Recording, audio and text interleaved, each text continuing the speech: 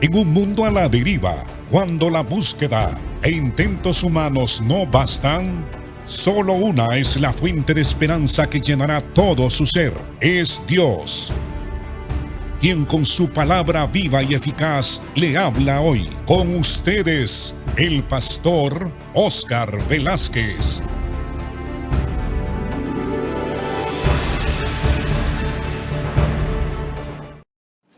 Dios les bendiga, amados hermanos. Continuamos con el estudio de las palabras doctrinales en relación a la doctrina de la salvación del Nuevo Testamento. Hasta ahora hemos visto la palabra propiciación, la palabra justificación y ahora vamos a estudiar la palabra expiación. Son palabras que ciertamente tenemos que acudir a los diccionarios bíblicos para poder saber exactamente su significado doctrinal, teológico y espiritual. Es la responsabilidad de nosotros, los que enseñamos y predicamos el Evangelio, aclarar el sentido de estas palabras a los hermanos que continuamente van a los cultos para escuchar la palabra del Señor. La palabra expiación significa la eliminación de la culpa del pecado por medio de un sustituto. Expiar significa reparar el daño, corregir lo que está mal. La palabra expiación conlleva la sustitución y la satisfacción. Al llevar la maldición de Dios sobre sí mismo, Jesús satisfizo las demandas de la ley y la santa justicia de Dios.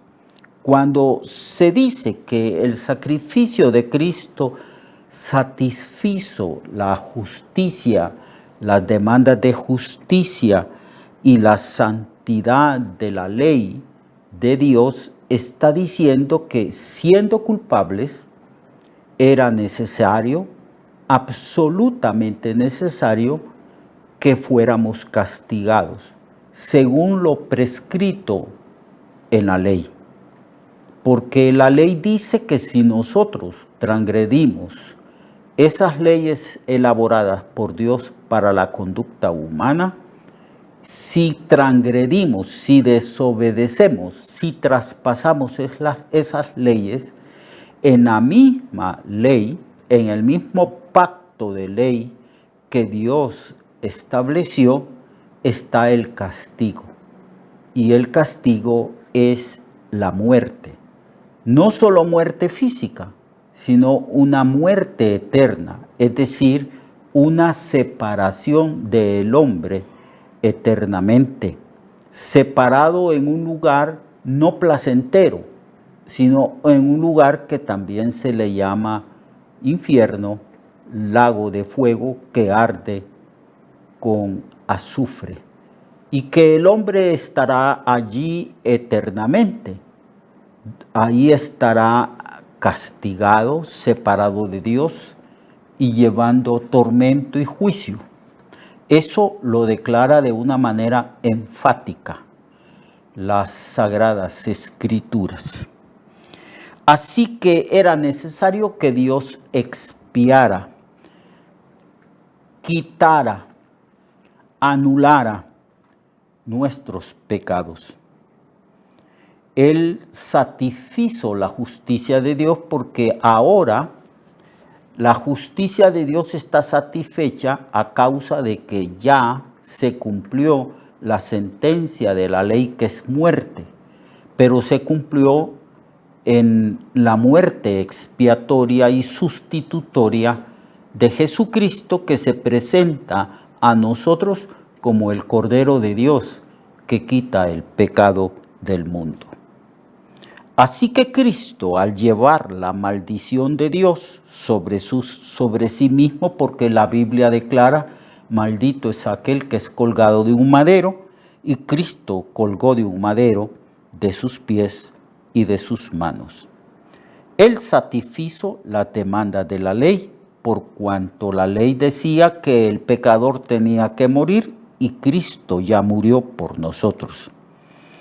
Cristo recibió la ira de Dios por nosotros, salvándonos así de la condenación y también de la ira venidera y del juicio eterno y de la separación eterna en un lugar de fuego. Cristo en la expiación murió en lugar de todos nosotros. Él murió ahí en lugar de todos nosotros. Allí en el libro de Isaías se habla precisamente de esto, que Cristo expió nuestros pecados. La Biblia dice que Dios puso sobre Jesús los pecados del pueblo y que Cristo murió como un cordero que es ofrecido en expiación de los pecados del pueblo. Solo que Cristo, como hemos venido diciendo, es el sacrificio perfecto. Como humano, porque Él se humanó, tomando forma humana en el vientre de María, su madre, Él tomó forma de hombre para ofrecer su cuerpo en un sacrificio expiatorio. Él muere por nuestros pecados llevando nuestra ira.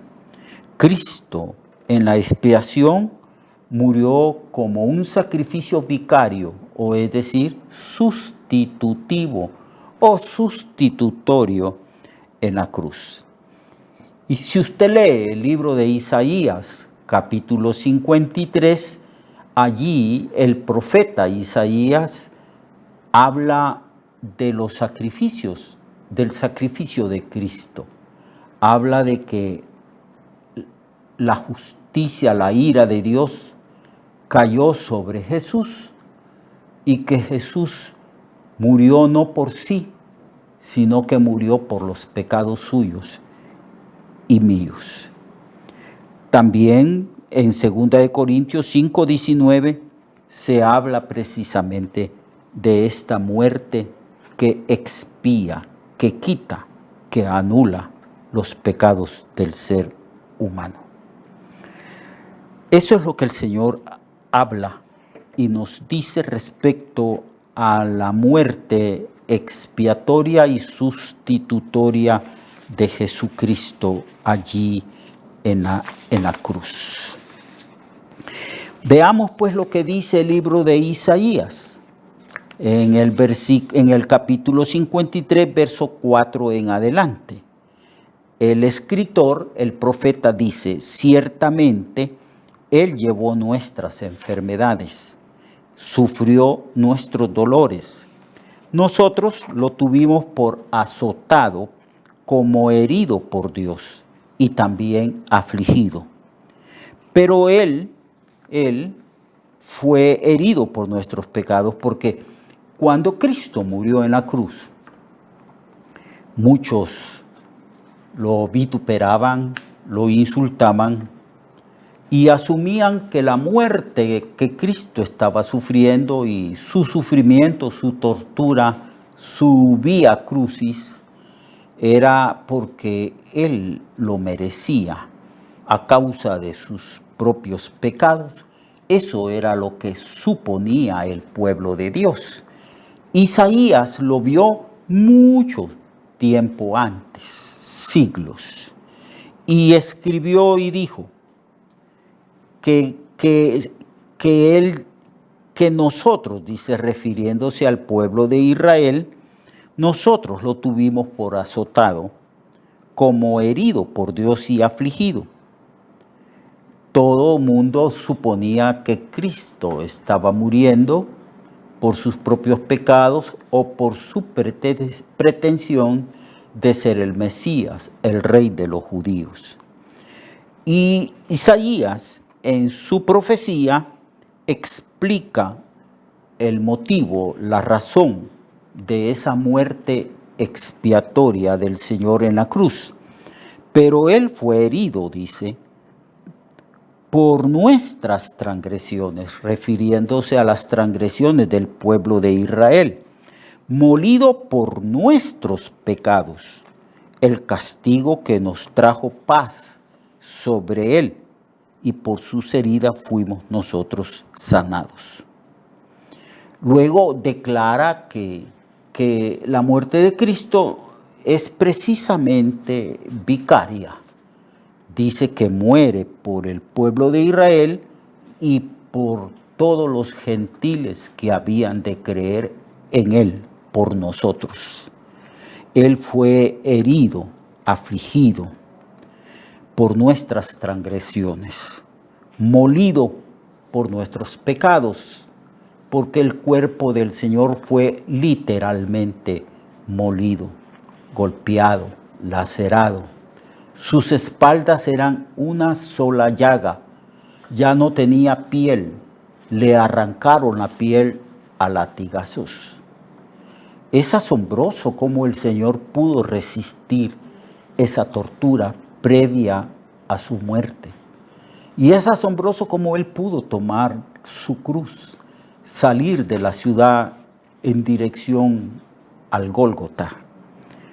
Era Cristo un hombre muy fuerte.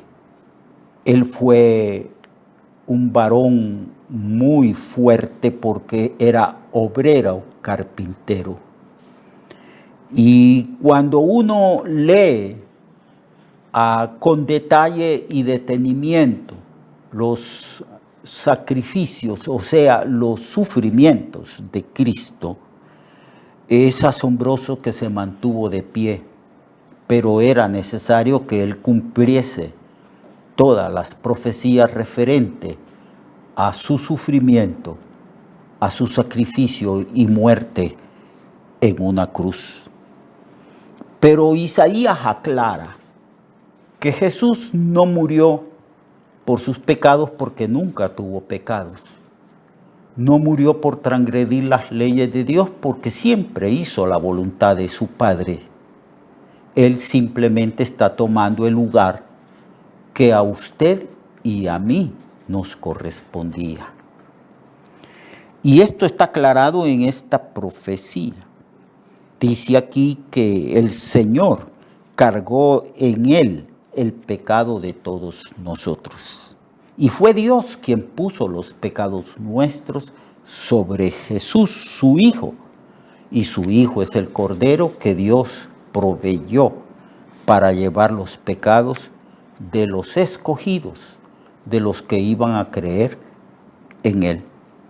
Él fue oprimido, fue afligido, pero la Biblia dice que no abrió su boca. Él fue sumiso a la voluntad de Dios. Él oró y dijo: Padre, si es posible, pasa de mí esta copa. Pero luego, sumiso a la voluntad de su Padre, dice estas palabras: pero no como yo quiero, sino como tú. Así que como un cordero, el Señor fue llevado al matadero. Así como se sacrificaban los corderos y las ovejas en el Antiguo Testamento, así Cristo voluntariamente, como un cordero, se ofreció como un sacrificio expiatorio para llevar nuestros pecados. Él fue llevado al matadero, es decir, a la cruz, al Gólgota. Y como una oveja que enmudece delante de sus trasquiladores, tampoco Él abrió su boca.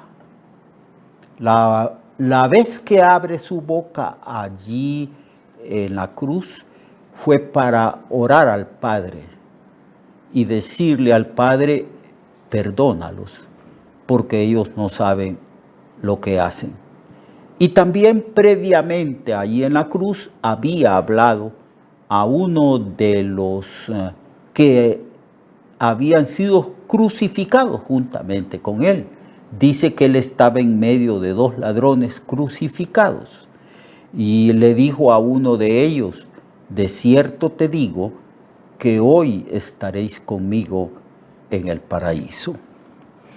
Pero por lo demás, no abrió su boca, guardó silencio. Y Pilatos estaba maravillado a causa del silencio de Jesucristo, que no se defendía ante las acusaciones falsas y mentirosas de sus enemigos que querían destruirlo. En Isaías también, en el mismo capítulo 53, del verso 10 en adelante, el escritor Isaías nos aclara que con todo eso el Señor quiso quebrantar a Jesús, no obstante de que él era inocente, y lo hirió. Mas cuando el Señor haya puesto su vida como sacrificio por la culpa humana, el Señor verá descendencia, vivirá por días y sin fin, y la voluntad del Señor será en su mano prosperada. Y a causa de la angustia de su alma, el Señor verá la luz y quedará satisfecho.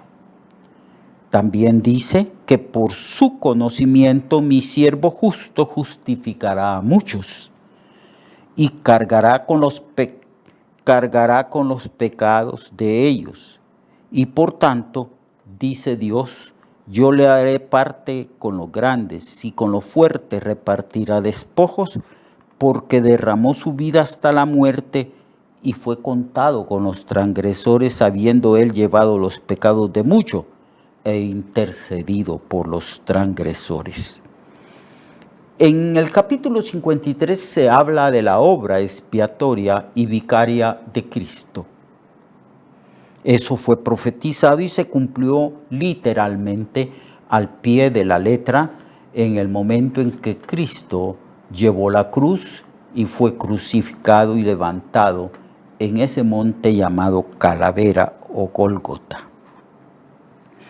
Y se dice que el Señor tendría un premio, una satisfacción por su sacrificio y muerte en la cruz, porque el Señor podía ver más adelante de sus sufrimientos vicarios y podía ver millones de personas salvadas del infierno y de las garras del diablo y liberadas de la condenación eterna por su obra expiatoria en la cruz. Y el Señor se llenaría de gozo y estaría satisfecho por su obra perfecta de redención, de liberación y de expiación en la cruz del Calvario. Eso es lo que Isaías dice. Y en 2 Corintios 5:19 dice que Dios estaba en Cristo, reconciliando al mundo consigo mismo, no tomándole en cuenta las transgresiones a los hombres y encomendándonos a nosotros la palabra de reconciliación. Cristo hizo la paz. Por eso ahora la Biblia declara que justificados por la fe en la persona de Cristo, tenemos paz para con Dios por medio del Señor. Él nos da la paz, porque antes éramos enemigos, estábamos como en guerra para con Dios. Y así nos encontró el Señor hasta que nosotros fuimos llamados por el Señor e iluminados por el Espíritu Santo, y se nos concedió el don de la fe para recibir, para creer en Cristo. Y se nos lavó por esa fe en Cristo de nuestros pecados. Se nos justificó, ya no somos culpables. Y ahora, como fruto de esa obra de justificación de Cristo, tenemos paz para con Dios por medio del Señor. Amados hermanos, esta es la obra perfecta de Cristo en la cruz. Obra que no se le puede agregar absolutamente nada y que no se le puede quitar tampoco.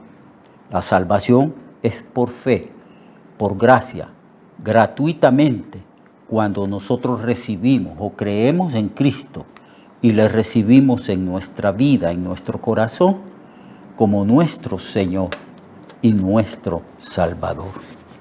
Esa es la obra del Señor. Esa obra del Señor se explica a través de estas palabras: la propiciación, la justificación y la expiación. La redención va también incluida en esa palabra de expiación, porque Cristo vino a dar su vida en rescate, en pago, para la liberación de las consecuencias de nuestro pecado.